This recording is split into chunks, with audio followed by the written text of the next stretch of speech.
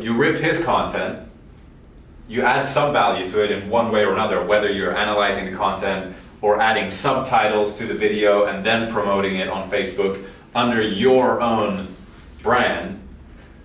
It's a fine line between like, you know, you don't want to like go out there and steal somebody's content and not give them credit and all that. Like you want to do it properly, but you can do it properly very, very easily. So what I did was I started this page and I wanted it to be like, have you guys seen Goldcast on Facebook? They put out a lot of like inspiring speeches and stuff like that. And they had like 9 million likes on Facebook or whatever.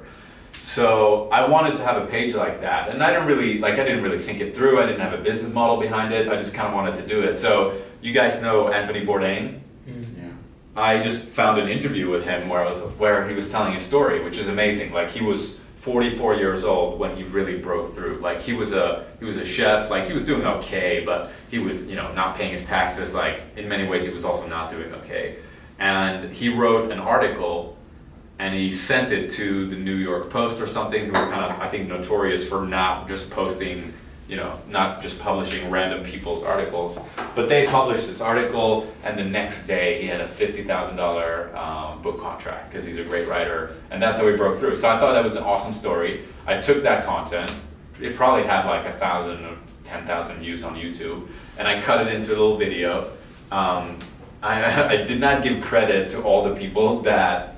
I think I took video footage from 3 different sources, and I gave credit to one of them, and both the other people found me and got in touch with me, including lawyers. So like, you want to do it right. Oh, okay. But any time I gave credit to people, there was never a problem, ever. It's just like when you try to screw them, that's when it's. How do you give the credit, like in the post? Yeah, in the post, in the video, even hard coded. Okay.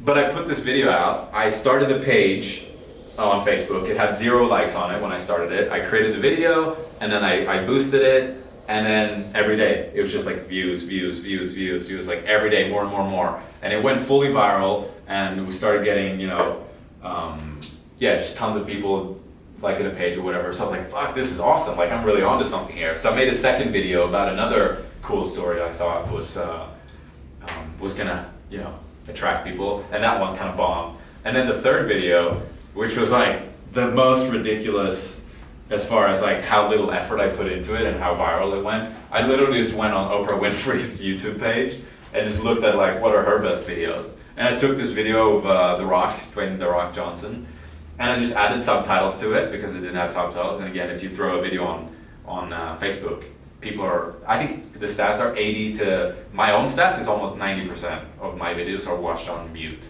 But the stats online say 80%. So you definitely want to hard code subtitles on Facebook videos. So I did that, and yeah, it just exploded. 12 million, 13 million views, something like that. Well, you found the video on her own website, or was it on her Facebook page? It was on her YouTube channel. Okay. So like I didn't even edit it to like get the story right. I literally just added subtitles and put our logo on it. And it's like, if done incorrectly, it can be shady and it can get you in trouble. If done in a nice way, it can be good for both, because I also took content that, like when I linked to them, like I could see, like I also did a video with Robert Herjavec or whatever his name is. He's on the Shark Tank, and he doesn't have a massive profile. He had like 70,000 likes or something. So when I made a video of him, like I was boosting his likes every day too, because my page was already doing better than his page. So like I was giving credit, and I was, you know, bringing likes and stuff to them. And we, you know, the problem was I didn't, again, started with a business model. I didn't have a website, if you apply a strategy like that successfully to an existing business that's actually got a funnel, then you've got something pretty interesting. And I keep talking about FOFU, I keep saying that. Like focus on the funnel first, because I did this awesome thing, like, look at all this traffic, blah, blah, blah, and we're like, we sent them nowhere.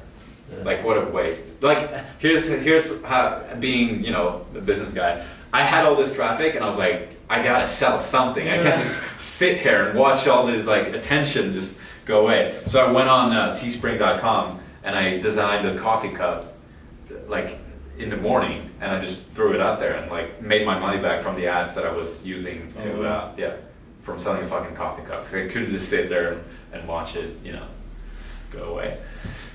So, but yeah, FOFU, like focus on the funnel first, because if you've actually got a funnel that's converting, you know, we talked about having that 1% conversion stuff. If you've already got that, you've got the sales page or whatever, the webinar, and then you apply a strategy like that, Jesus, that could be fucking huge.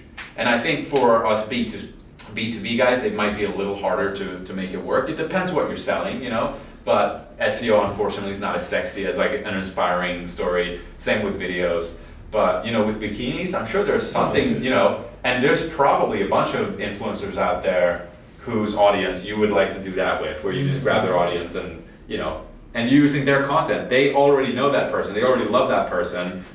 You know, it just kind of came from you, so they'll find it, you know, through So you you. don't need to ask like the people that you're using their content. You can just credit them, and then you're saying like, hey, look, I'm generating you all this traffic. You know, I mean, as far as the law goes, I don't know where, you know, the copyright thing, Yeah. the line goes. It's the way I look at it was, you know, I'm not sitting here saying like this is what everybody should do, because you might actually get sued from it. I don't Yeah. know. The way I looked at it was, here's literally how I looked at it. If somebody sends me a cease and desist letter, which would be like the worst case scenario, like just tell. yeah, I'm like, I've already gotten the result from it. They're not gonna And that's exactly what happened. Like the first video that I made, I deleted it because I got the footage I took was from the Emmys, like the TV. Yeah. oh, So like they're, you know, they've got like everything behind them, and they were still nice about it. They just, you know, sent me that message. But then every time I used content from other people where I was giving them credit and all that, it was never really an issue. But so yeah, keep that in mind. I'm not saying like everybody should do this and don't sue me if you get sued. But the way I saw it was just like, the worst thing that's gonna happen is